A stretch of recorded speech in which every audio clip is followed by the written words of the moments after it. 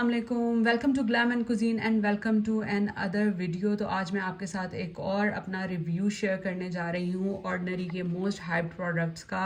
इनके सीरम्स की बहुत ज़्यादा हाइप क्रिएट हुई थी, so I thought of give it a try and then I am here to share an honest review with you all.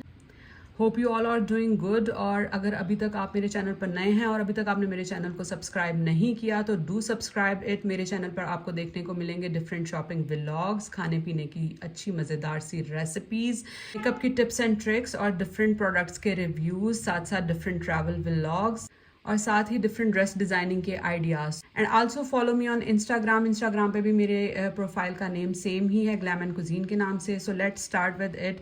तो मेरी ऑयली टू कम्बिनेशन स्किन है, उसके लिए मैंने ऑर्डिनरी का नियासिनामाइड 10% प्लस जिंक 1% का एक सीरम ऑर्डर किया था। ये मैंने इनफैक्ट ये मैंने अल्फता से लिया था। Again I tell you the same thing कि जब भी आपने मेकअप प्रोडक्ट्स या स्किन केयर प्रोडक्ट्स लेने हो तो हमेशा किसी ऑथेंटिक वेबसाइट से या किसी ऑथेंटिक स्टोर से लिया करें, मेकअप स्टोर हो या कोई भी इस तरह का स्टोर हो जहाँ पे बिल्कुल ओरिजिनल प्रोडक्ट्स मिले। तो ऑर्डिनरी का ये सीरम दे क्लेम कि जब वो ये रेगुलेट करता है सीबम को और मिनिमाइज करता है पोर्स को। तो थोड़ा सा मैं एक्सप्लेन कर दूं कि सीबम क्या होता है। सीबम बेसिकली आपकी स्किन के अंदर एक नेचुरल एक सिबेशियस ग्लैंड्स होते हैं जो नेचुरली ऑयल प्रोड्यूस करते हैं, और वो ऑयल बेसिकली एक हेल्दी क्वांटिटी जो होती है ऑयल की, वो आपकी स्किन के लिए बहुत ज़रूरी होती है ताकि आपकी स्किन का जो एक नॉर्मल मॉइस्चर बैरियर है वो रिटेन रहे।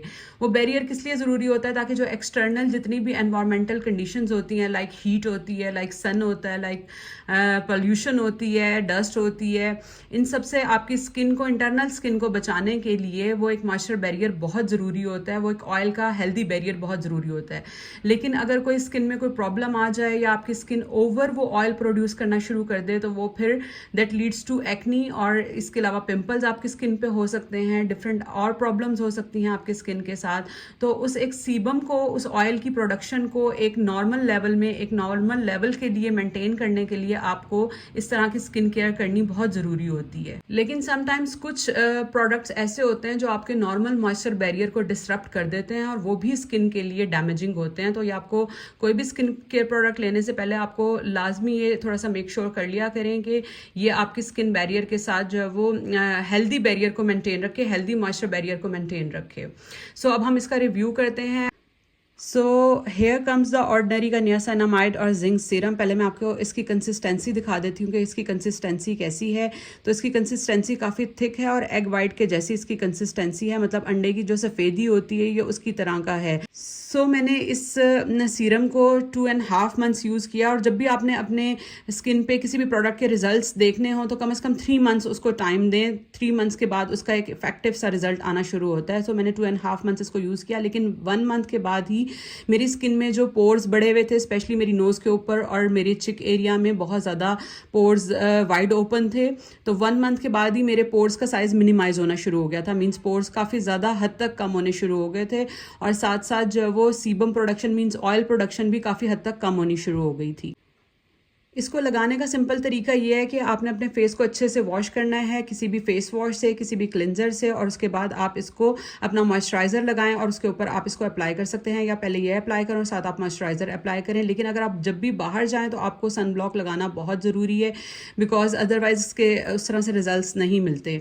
इवन घर पर भी हों, and if you are a kitchen girl, kitchen women, तो आपको तब भी सन ब्लॉक की बहुत ज़रूरत होती है, because heat in any form आपकी स्किन को डिसरप्ट करती है। देन दिस सीरम जब मैंने 2.5 मंथ्स के बाद मेरी स्किन के पोर्स काफ़ी हद तक मिनिमाइज हो चुके थे और सीबम भी बहुत हद तक कंट्रोल हो चुका था। Even I use to apply the makeup, तो मेकअप की एक बहुत ही अच्छी फिनिश सी लेयर आती थी, फाउंडेशन बहुत अच्छा स्मूथ फाउंडेशन लगता था। स्किन का टेक्सचर भी बहुत स्मूथ हो गया था। मींस जो एक आपकी बम्पी सी स्किन होती है या क्रैक्स हुई हुई होती है स्किन के अंदर, वो बहुत स्मूथ हो गए थे और बहुत ज़्यादा ग्लो आ गया था फेस के ऊपर, बहुत ग्लोइंग स्किन हो गई थी।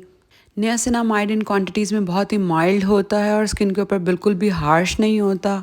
दे आल्सो क्लेम कि इससे ब्लैमिशेस कंट्रोल होते हैं, लेकिन मेरे ब्लैमिशेस थोड़े से फेड ऑफ हो गए थे, लेकिन पूरी तरह डिसअपेयर नहीं हुए थे।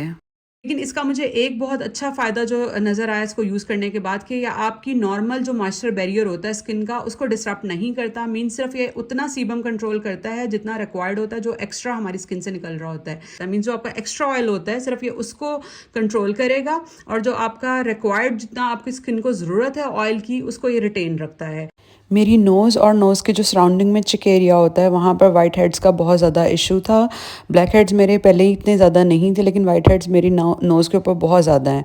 तो जब मैंने ये स्टार्ट किया यूज़ करना तो मेरे वाइट हेड्स बहुत हद तक कम हो गए थे, क्योंकि वैसे ही पोर्स मिनिमाइज़ हो गए तो वो वाइट हेड्स भी काफ़ी हद तक कंट्रोल हो गए थे। और इसकी कंपोजिशन बिल्कुल भी ऑयली या ग्रीजी नहीं है, बल्कि बहुत ही फ्लोई सी कंसिस्टेंसी है इसकी। जब आप इसे स्किन पर लगाते हैं तो ये बहुत स्मूथली एब्जॉर्ब हो जाता है। सो इसका ओवरऑल रिजल्ट बहुत अच्छा था। My skin started to feel really good. Though sunblock is very important. इसको जब भी आप यूज़ करें तो इसके साथ कंपलसरी वैसे नहीं है sun block, because certain vitamin C serums के साथ आपको सन ब्लॉक यूज़ करना बहुत ज़रूरी होता है, क्योंकि वो स्किन को थोड़ा सा पतला कर देते हैं। तो उसके साथ आपको जो है वो अपर लेयर पे सन ब्लॉक बहुत ज़रूरी होता है, लेकिन इसके साथ इतना ज़रूरी नहीं है। आप डे टाइम में भी यूज़ कर सकते हैं, नाइट टाइम के अंदर भी यूज़ कर सकते हैं, लेकिन कम अज़ कम इसको लगाने के आप 20 मिनट्स तक आप let it absorb in the skin, इसको एब्जॉर्ब होने दें स्किन के अंदर, और उसके बाद फिर आप कहीं भी ऐसा काम करें जैसे आपको स्वेटिंग होता है। अगर आपकी ऑयली टू कम्बिनेशन स्किन है और आपके वाइड ओपन पोर्स हैं और आपका जो है वो ऑयल आपकी स्किन के ऊपर बहुत ज़्यादा आता है, तो इसको एक try must give it a try. लेकिन इसको यूज़ करने से पहले लाजमी आपने एक काम करना है कि आप अपनी स्किन के साइड पर इसको अप्लाई करके देख लें। किसी किस्म की इरिटेशन अगर होती है, पैच टेस्ट मीन्स करके देख लें। तो अगर आपको किसी किस्म की इरिटेशन फील होती है या रेडनेस फील होती है तो stop using it, don't use it. फिर वो आपकी स्किन के साथ जो है वो ये सेटल डाउन नहीं कर रहा, नहीं एडजस्ट कर रहा है। एक चीज़ मैं आपको और मेंशन कर दूं कि जब आपके पोर्स बहुत ज़्यादा बड़े हो जाते हैं, लाइक पोर्स का साइज़ बिग हो जाता है because of the sun rays और डस्ट की वजह से, या किसी भी रीज़न की वजह से, एक्सटर्नल पॉल्यूटेंट की वजह से, किसी भी एटमॉस्फेयर या इन्वायरमेंटल कंडीशंस की वजह से अगर आपके पोर्स का साइज़ बड़ा हो जाता है तो उस वक्त बहुत ज़्यादा चांसेस होते हैं कि आपके पोर्स क्लॉग कर जाएँ बैक्टीरिया से, या क्योंकि ये सीबम भी, ऑयल भी आपके पोर्स के अंदर ये जमा होना शुरू हो जाता है। और साथ वहाँ पर फिर जब ऑयल पोर्स के अंदर जमा होना शुरू हो जाए तो वहाँ पे डिफरेंट बैक्टीरियाज और वायरसेस ग्रो कर जाते हैं, जिसकी वजह से आपको एक्नी होती है। तो एक्नी को कंट्रोल करने के लिए बहुत ज़रूरी है कि आपने अपने जो है वो ऑयल प्रोडक्शन को स्किन के अंदर आप मेंटेन रखें, मैनेज रखें। नेक्स्ट अपनी वीडियो में मैं आपको ज़रूर बताऊंगी कि आप एवरीडे यूज़ के लिए कौन सा फेस वॉश यूज़ कर सकते हैं जो आपको एक्नी कंट्रोल भी आपकी रखेगा, आपके पिंपल्स नहीं होने देगा, और आपके ऑयल बैरियर को भी एक मेंटेन्ड और एक हेल्दी क्वांटिटी में मेंटेन रखे करेगा। तो स्टे ट्यून्ड और नेक्स्ट वीडियो का वेट करिएगा। Thank you. और अगर वीडियो पसंद आई हो तो लाइक, शेयर, कमेंट और सब्सक्राइब करना चैनल को मत भूलिएगा। Thank you so much. Stay tuned.